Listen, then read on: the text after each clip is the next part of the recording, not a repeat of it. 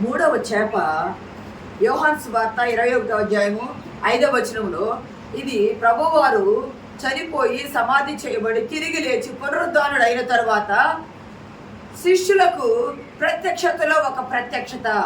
ప్రభువారిని చూశారు పేతురు శిష్యులు. పేతురు కాక ఇంకొక 6 మొత్తం 7 కలిసి పేతురు అంటాడు, నిరాశ నిస్పృహలతో నిండి ఉన్నారు ఇక్కడ, నేను చేపలు పట్టబోతున్నాను అని పేతురు అన్నప్పుడు మిగతా ఒక 6 కూడా మేము కూడా నీతో వస్తామని 7 కలిసి సముద్రంలో చేపలు పట్టడానికి వెళ్తారు. ఆ 7 శిష్యులు అందరూ ప్రభు శిష్యులే. 7 వెళ్తారు.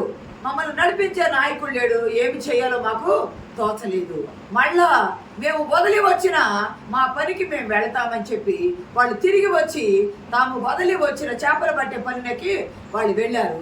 రాత్రి అంతా పట్టారు. ఇక్కడ సందర్భంలో కూడా ప్రియ సంగమా దేవుని వెళ్ళారా, రాత్రి అంతా పట్టారు, కానీ ఒక్క చేప కూడా పడలేదు. ఒక్క చేప కూడా పడ తెల్లవారి దరికి వస్తూ ఉన్నారు. దరికి వచ్చేటప్పటికి యేసుక్రీస్తు ప్రభువారు దరిని ఉన్నారు. ప్రభువారు అంటున్నారు, పిల్లలారా మీ వద్ద భోజనములకు ఏమైనా ఉన్నదా? గమనించండి, రాత్రి అంతా చేపలు పట్టడానికి పోయారు, వారికి చేపలు దొరకలేదు. బొడ్డుకు వచ్చేటప్పటికి ప్రభువారు ఉన్నారు. ప్రభువారని వారు గుర్తుపట్టలేదు. మీ యొద్ద భోజనానికి ఏమైనా ఉన్నదంటే మా యొద్ద ఏమీ కూడా లేదు, మా యొద్ద ఏమీ కూడా లేదని చెప్పారు. అక్కడ బొడ్డున ఏమున్నాయి అంటే నిప్పులు ఉన్నాయి, దాని మీద ఉంచబడిన కాల్చబడిన చేపలు ఉన్నాయి, పక్కన రొట్టె ఉన్నది. ప్రభువారు వారు చేపలు పట్టడానికి పోయారు, వారికి చేపలు దొరకలేదు, వారికి ఆకలి అవుతుంది, ఆహారం కావాలని చెప్పి వారికి ముందుగానే వారి ఆకలిని ఎరిగి ఆహారాన్ని సిద్ధపాటు చేసి పెట్టారు. ప్రభు అంటారు, మీరు కుడి పక్క వల వేయండి అని అన్నప్పుడు, ప్రభువా మేము రాత్రి అంతా పట్టాము, పక్క చేప కూడా దొరకలేదు, కానీ ప్రభు మాట విని వాళ్ళు కుడి పక్క వల వేయగా 153 గొప్ప చేపలతో వల నిండిపోయాను.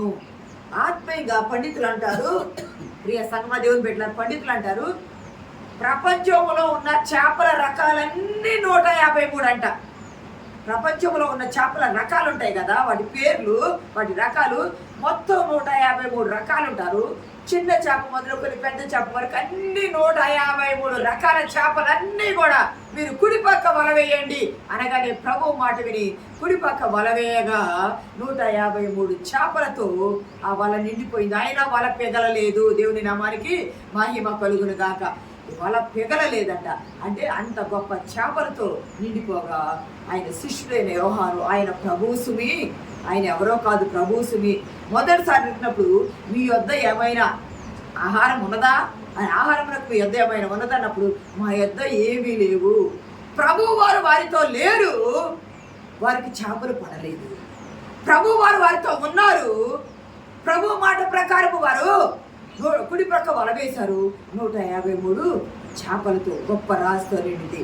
మీరు మొదట ఆ రాసులో నుండి మొదటి చేపలు నా యొద్దకు తీసుకొని రండి. వారు రాగా ప్రభువారు ఇక్కడ గమనించినట్లయితే వారికి ఒడ్డుకు రాగా వారికి భోజనమును వడ్డించారు. ప్రియ సంగమా దేవుని బిడ్డలారా, భోజనము పెట్టగా వారు భోజనము చేశారు. ఇక్కడ గమనించినట్లయితే ఇది ఏమిటయ్యా అంటే ఆకలి తీర్చిన చేప. ఈ చేప పేరు మొదటిదేమో ప్రభువులకు లేదా శిష్యులకు పన్ను కట్టిన చేప. రెండవది మాట వినిన చేప, ప్రభు మాట వినిన చేప.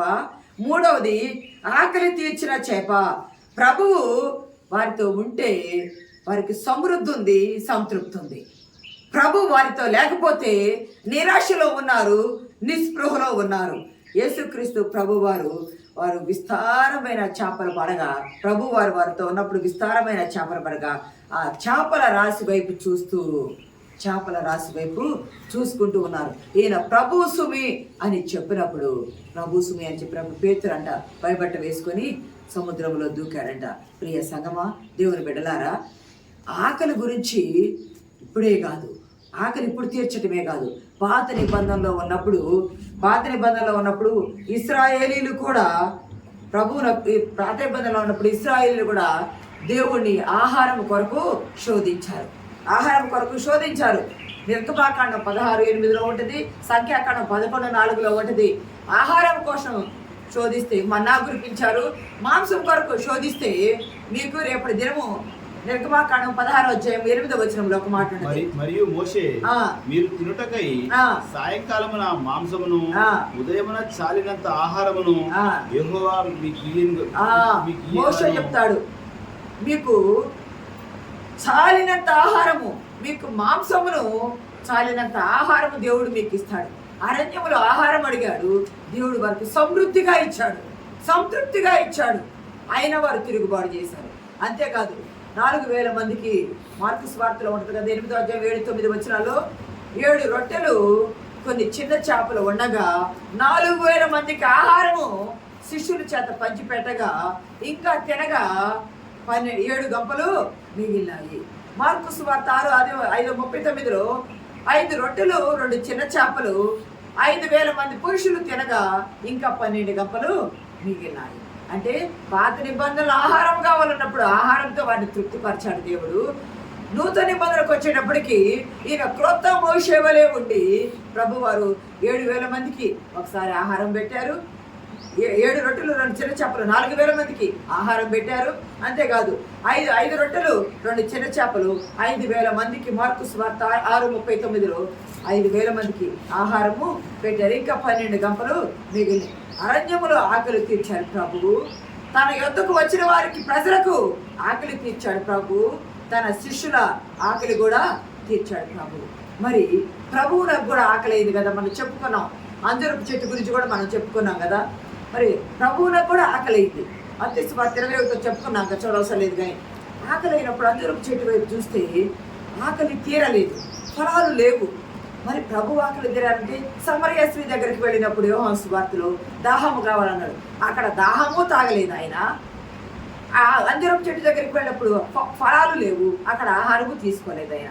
మరి ఆయన ఆకలి తీరాలంటే మనం ఏమి చేయాలా?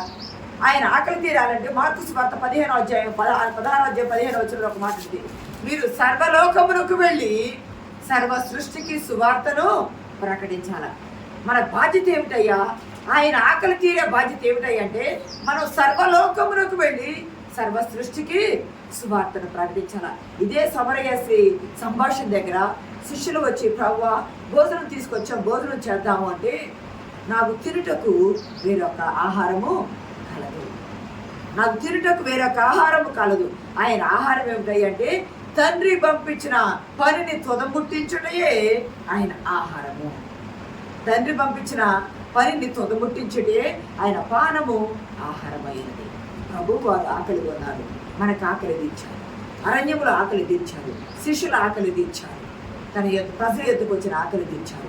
ఈరోజు మన కుటుంబాల్లో మన అక్కర్లని ఆకలి తీరుస్తున్నారు, అవసరతని ఆకలి తీరుస్తున్నారు, మనకున్న కొదవలు తీర్చి మనల్ని సంతృప్తితో నింపుతున్నారు ప్రభు. మరి ఆయనకి చేప అయితే పన్ను కట్టింది, చేప అయితే ఆయన మాట వినది, చేప అయితే ఆకలిని తీర్చింది. మరి మనం ఎలా ఉంటున్నాము? ఆయన ఆకలి తీర్చాలంటే ఆయన మనపై వదిలి వెళ్ళిన దేవుని రాజ్య సువార్త భారాన్ని ఇతరులకు ప్రకటించుటి ఆయన ఆకలి తీర్చుట. ఆయన ఆకలి, ఆయన దాహం తీర్చుట. నా పని నేను తొందముట్టించానని ప్రభు చెప్పారు. తర్వాత ఇదే 21 యోహానులో పేతురు నీ మనసు స్థిరపడిన తర్వాత నా గొర్రెలను మేపు అన్నారు. మేపటం అంటే బాధ్యత అప్పచెప్పారు. పేతురుకే కాదు, ఈరోజు మనకు కూడా ప్రభు వారి బాధ్యతను అప్పచెప్తూ ఉన్నారు. ప్రియ సహోదరుడా సహోదరి, సజీవ యాగముగా మనం ఆయనకు సమర్పించుకుని ఆయన ఆకలి తీర్చేవారుగా ఉండాలి. ఈరోజు రీసెంట్గా మనం చూస్తున్నాం, కరీంనగర్లో ఒక సహోదరుడు యాక్సిడెంట్ అన్నారు. అది యాక్సిడెంటో కాదు హత్యో తెలియదు. ఒక పాస్ గారు ఆయన చనిపోయారు. దానికంటే ముందు బ్రదర్ పగడాల ప్రవీణ్ బ్రదర్ ఆయన హత్య అంటున్నారు.